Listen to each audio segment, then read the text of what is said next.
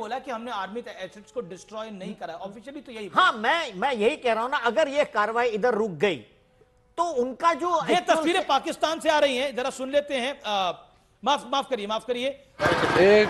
एक ड्रोन आया और सीधा वो उसकी थोड़ी सी हाइट ऊपर थी।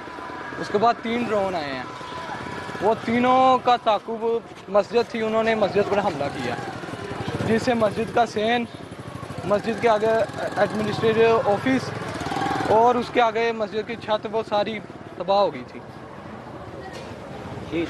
और एक अफराद था, वो अपनी ड्यूटी पे छत पे बैठा हुआ था, वो इसके शहीद हो गया।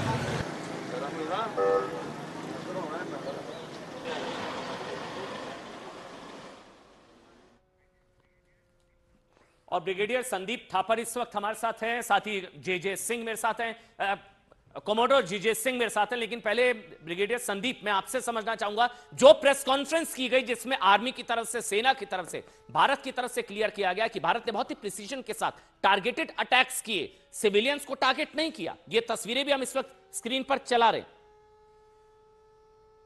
खौफ हो रहा, खौफ ही बहुत था।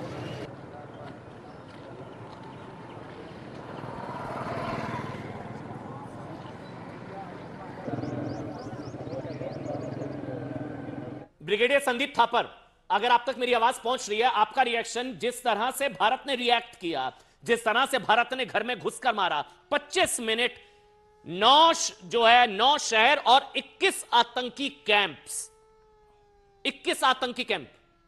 ब्रिगेडियर संदीप। अमन, पहले तो मुझे बड़ी खुशी हो रही है कुछ पुराने दोस्त ऑन एयर देख के, अमन, कर्नल राठौर, कर्नल दानवीर। तो मैं इसको थोड़ा सा, मेरे को टाइम देना पड़ेगा आपको।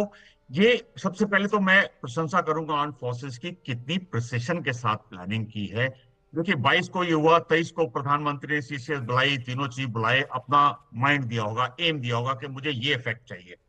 उसके बाद अभी 6 तारीख को लॉन्च हुआ है रात को, कल तो 5 तारीख तक डिटेल्स फाइनलाइज हो गई होंगी। तो ये 10-12 दिन में एनआईए, रॉ, आईबी, मिलिट्री इंटेलिजेंस, डीआईए, इन सब से इंटेलिजेंस गैदरिंग, फिर इतने सारे एलिमेंट्स को मैच करना, कोऑपरेट करना, मिसाइल्स, एयरफोर्स, आर्टिलरी, आपके ड्रोन्स, ये सब एलिमेंट्स को इकट्ठे करना बगैर इंटेलिजेंस गवाए, बगैर कुछ लीक किए, किसी को पता ना चले।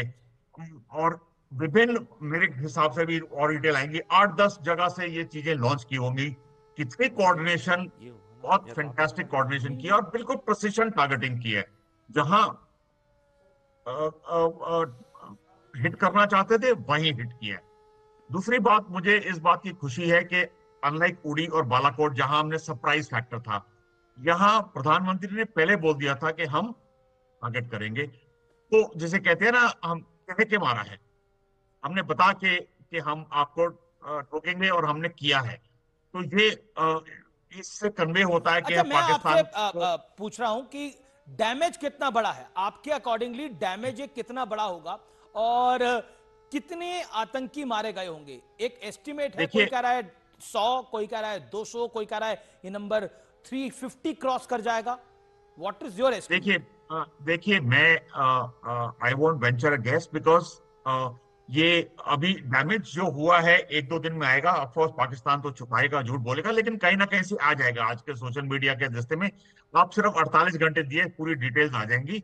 लेकिन जिस प्रिसिशन से किया है, हमने इंटेलिजेंस गैदर की होगी, तो जरूर उसके अंदर लोग होंगे, वो डिस्ट्रॉय हुआ होगा। फिगर 100 हो सकती है, 200 हो सकती है, लेकिन इस टाइम कुछ टू पुट अ फिंगर मुश्किल होगा। लेकिन मैं सिर्फ आपसे गुजारिश करूंगा हिंदुस्तान से कि 2 दिन और रुके, पूरी डिटेल्स आ जाएंगी। हमने ऑलरेडी बता दिया है कि हमने क्या क्या टारगेट किया है। पाकिस्तान उसको चाहे भी तो छुपा नहीं सकता, क्योंकि ये सारे लोकेशंस सेंट्रल जगहों पे है। संदीप, लेकिन इसमें यह भी कहा जा रहा है कि शायद मसूद, जो अभी अमीश भी बता रहे हैं, जो जगह जगह रिपोर्ट्स आ रही है, मसूद अजहर के परिवार के काफी लोग मर गए हैं। ये ऐसी- मसूद अभी अजहर ये- कई अभी कई कई अनकंफर्म्ड रिपोर्ट्स Unconfirmed हैं reports जिसको आ रही डिनाई हैं। नहीं किया जा रहा है। ओके, मसूद और अजहर के इसमें ये मसूद अजहर के परिवार हाफिज के लोगों अब्दुल की जान मलिक चली गई। और मुदस्सिर, ये दो आतंकवादियों की तो कंफर्मेशन भी आ रही है। दो आतंकवादियों की चीथड़े उड़ चुके हैं, वो कंफर्मेशन आ रही है। ये तो अभी दो आए, कितने आतंकवादी तला मरे? सईद का अभी तक पता नहीं लग पा रहा, जो कि बड़ी खबर है। तला सईद, हाफिज सईद का जो बेटा है, उसका पता नहीं लग पा रहा वो कहां है अभी तक। लेकिन कुछ डैमेज हुआ है, जैसा बार बार खबर आ रही है। ये मसूद अजहर के बारे में भी खबर आ रही है कि उसकी फैमिली और उनका तो पूरा आतंकी एस्टैब्लिशमेंट था, वो पूरी तरह से डैमेज हो गया है। ऐसी अनकंफर्म्ड रिपोर्ट्स आ रही हैं अभी। देखिए, जिस तरीके की स्ट्राइक हुई है तो एक सीधा संदेश जाता है कि लश्कर तैयबा, जैश ए मोहम्मद और हिजबुल मुजाहिदीन, इनको हमने टारगेट किया है। हम यहां पर यह बात ना करें कि हमने कितने मारे, लेकिन यह देखिए कि हमने कितना बड़ा संदेश भेजा है। और यह चीज देखें कि हमने दुनिया के ऊपर कितना बड़ा एहसान किया है। ये तीनों तंजीमें जो हैं, लश्कर तैयबा, जैश ए मोहम्मद, हिजबुल मुजाहिदीन, ये पूरी दुनिया में टेरर के लिए बदनाम है। और यहां पर जिन जगहों को हमने टारगेट किया है, पूरी दुनिया के बड़े बड़े आतंकी हमलों का प्लान यही बना था। तो यहां पर जो भारत ने कल रात किया है, वो एक तरीके से एक नया चैप्टर है भारत की काउंटर टेरर स्ट्रेटजी में, कि इसके बाद भारत चुप नहीं बैठेगा और टेररिस्ट को ढूंढ ढूंढ कर टारगेट। ये तस्वीरें देखिए आप, ये तस्वीरें दिखाना बहुत जरूरी, किस तरह से टारगेटेड अटैक्स किए गए। ये जो आप रेड एंड सर्कल देख रहे हैं, ये टेरर कैंप है कर्नल दानवीर, ये टेरर कैंप है। बिल्कुल टेरर और कैंप है। ये टेरर कैंप में जिस तरह से ऊपर से स्ट्राइक हुई और उसके बाद ये जो काला धुएं का गुबार, ये बहुत हाइट से है, तो समझ लीजिए कितना बड़ा ये भावलपुर या ये कैंप, ये मरकज है तैयबा मुरीदके का है, ये मुरीदके का है। अगर आप अपना परसेप्शन के लिए, परसेप्शन पॉइंट ऑफ व्यू से जी, देखिए, जब आप एयर ट्रैवल करते तो इतना नीचे टेरेन कितनी हाइट पे दिखता है? Not less than 10,000 to 15,000 feet. yes. तो इतनी ऊंचाई से ये और अगर ड्रोन इतना ने, गुबार दिख रहा है, तो कितना बड़ा होगा। आप ये इसको just scale it up accordingly, आप अंदाजा लगाइए कि कितना जबरदस्त होगा। अच्छा, और आपके सोर्सेज क्या कह रहे हैं कि मसूद अजहर को डैमेज हुआ है? जिस तरह की रिपोर्ट्स आ रही हैं, अनकंफर्म्ड रिपोर्ट्स आ रही हैं, उनकी फैमिली, उसकी अब फैमिली, इस तरीके के तो काफी इंफॉर्मेशन आ रही है, लेकिन क्या रियल है ये तो अभी मैं वेट एक करना चीज पड़ेगा। बताना चाहता हूं आपको। ये अच्छा हुआ कि उन्होंने बोला उनकी फैमिली को डैमेज हुआ, क्योंकि अजहर मसूद जो है बालाकोट स्ट्राइक में मारा गया है। और मैं कब से ये बोल रहा हूं, लेकिन कोई सुनने को तैयार नहीं है।